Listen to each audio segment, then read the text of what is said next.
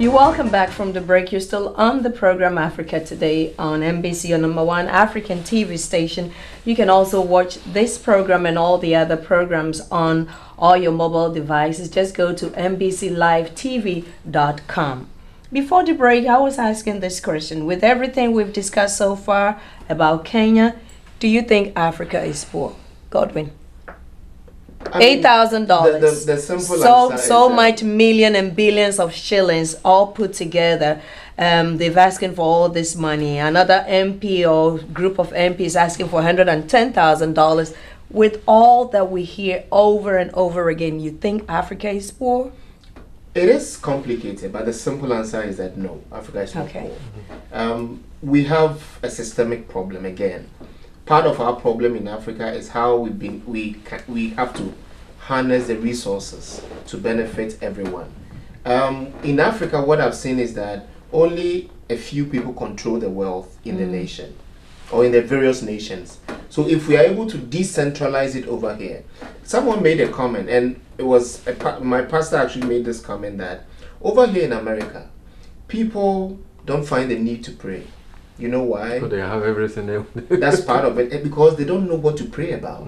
They What don't do have they pray about? needs. Because they have a credit card that they can go out there to swipe. That's not a system in Africa. So that's why most people in Africa, or a lot of people in Africa, are very dependent on others. So if we are able to decentralize the wealth, harness the resources to benefit everyone, we decentralize it, and then everyone can benefit from it. Because again, it's only a few people who are enjoying the wealth. So the money is there, but I think that we have kind of a few misplaced priorities. So maybe if we work on that, I think we'll do well. For sure. Perfect. But let me quickly also add that when you ask if Africa is poor, we have to look at two entities right there. The entities, the continent of Africa, or the individual countries on the continent. Let's look at the continent and then itself. the people. Yeah. Because a whole lot of almost every country in Africa is wealthy, but the people are not. And he just said it. The only reason is some people who are in charge of managing our resources are sitting tight and pocketing most of the money and not allowing it to stream down. That is where the problem really is. But if we have to look at individual countries, what we pay, and look at what is happening, for instance, in the West. This money they are fighting for, believe you me, is absolute nonsense. Because an IT guy, okay, I have somebody in the family who earns $350 per hour as an IT person. And when you look at that, he doesn't come home with $10,000 a month. It comes with much more than that. Right. In other words, he's earning like $150,000, $180,000 a year. I know some Africans in this town, IT guys, who live here, and they've been living here for so long. They are hired from Nigeria, for example, and they're earning like $280,000, $360,000 per annum. In other words, a month they're coming home with $30,000 in Nigeria. Right. So this is not so much money, but the reason it's such a big deal is because the economy of that country It's not strong, solid, and yeah. then the wealth is not evenly spread. We are not saying you should give us exactly what you are earning. We are saying But be you fair. are up there, I'm Yeah. here. Take what you need to take and give me what And think I about deserve. the Let it average be person proportional. also, right? That's all. Yeah. You know? Okay. Now let's still stay with Kenya, where cervical cancer vaccine for schoolgirls. And it said that girls aged between 9 and 13, if you've not had your first sexual encounter, you will start receiving the vaccine. What do you think? Excellent. Want to take it? No, I mean, yeah, sure. I mean, it's fantastic. Why is it so fantastic? fantastic. Oh, Nine why? to 9 to 13, the age is good, but you remember when these cervical cancer vaccines came out, a lot of parents were saying no. And some said that the children had a really terrible reaction to the vaccines. Some took it to the court and all that. Where in the United Even States? in the United States, Yeah. you think there will be enough education to let the parents know You that just this is said a it right good there. thing All they need is for education. You just got it right for there. for their girls to receive it. You see, you have to look at what this vaccine does. Yeah. It helps to prevent. We just read. We woke up yesterday morning only It to find out kills. that. It kills. Oh It yes, kills. oh yes. It kills. Angelina Jolie, what's her Had a name? double, Went to do double mastectomy, Yeah. and why? She doesn't have cancer or anything, but she has a prevention, tendency yeah. to prevent it. And you know what she's doing next? She just announced today what she's doing next. She's taking out her ovaries Yeah. because she just doesn't want.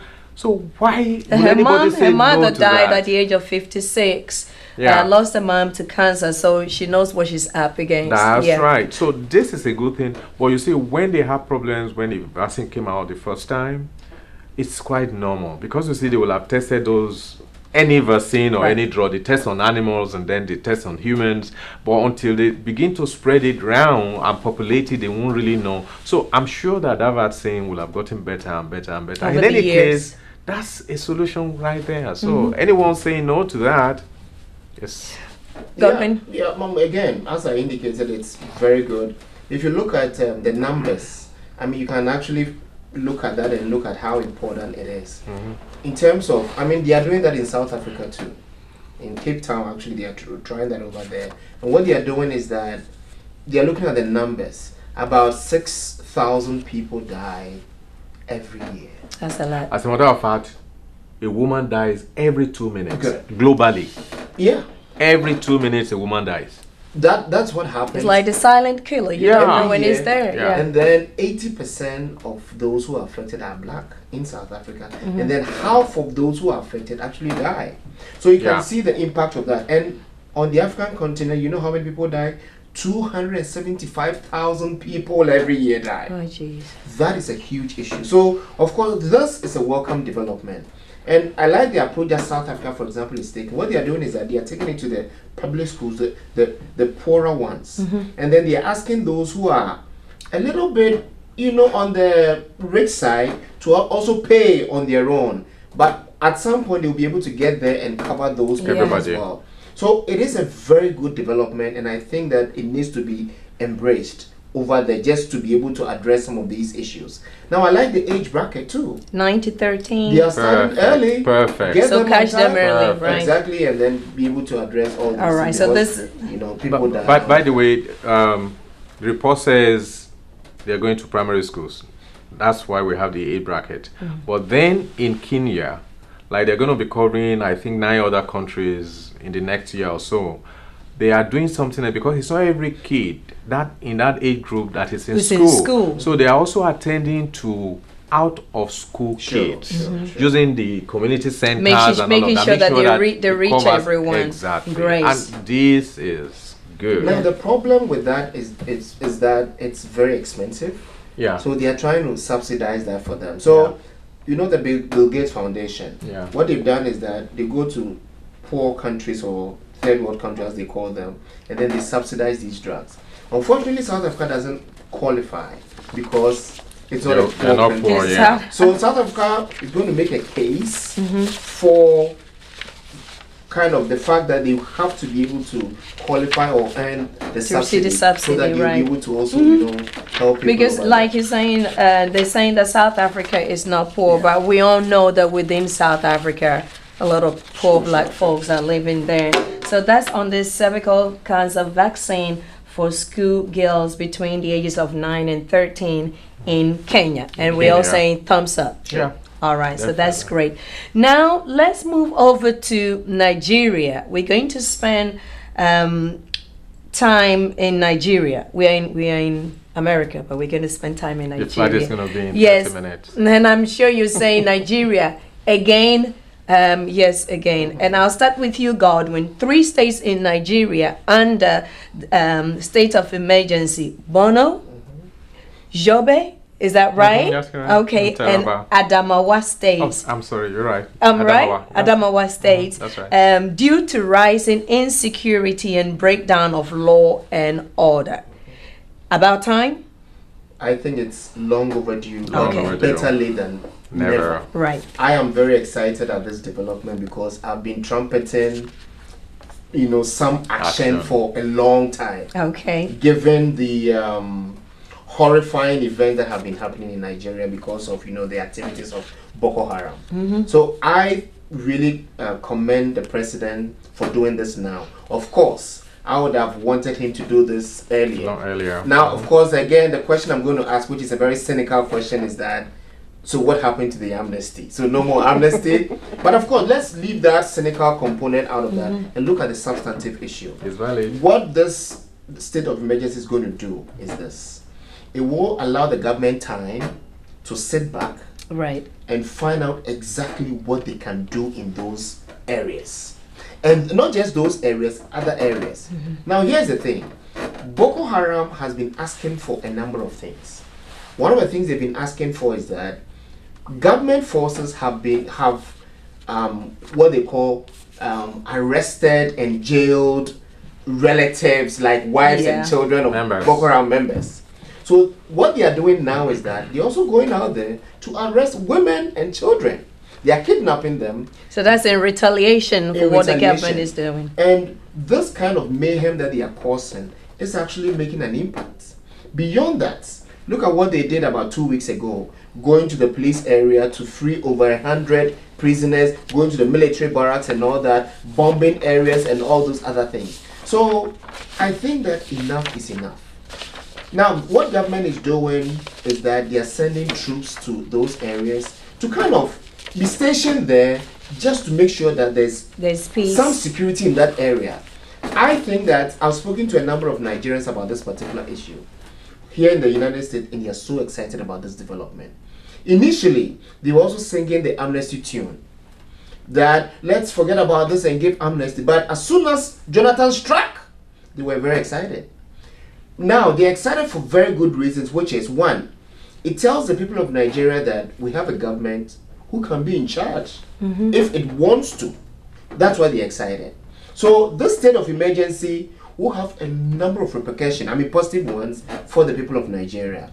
The troops are going to work harder and try to maintain peace over there. And then after that, if they want to take it a step further to talk about amnesty or whatever, they can do that. But right now, given the spate of violence over there, this is the best course of action. That's my position. That's okay. Now, Funsha, let's come to you before we will spend more time, because a few days back, one sect of Boko Haram, said that they're setting down conditions for peace.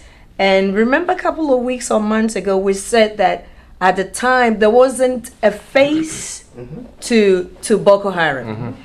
And now it means there is a face and there is a name, Aliyu Tashaku, who is one of the leaders of Boko Haram, saying that they want the government to rebuild the mosques for them, and the members' houses that were demolished by security operatives. That's fair enough. And also they want the government to withdraw soldiers from their religious centers.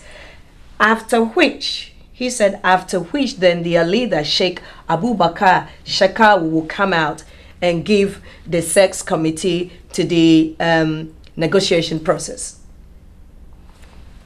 A little, too little, too late. Too late. Yeah, because reason is this.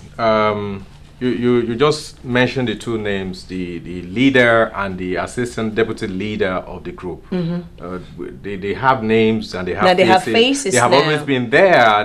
People had always known them. It's just that we go around, saying they are faceless, because the faceless part of it is because they are politicians who are actually hands and feet and souls and body involved, but they are hiding behind the screen, saying they are not a part of it.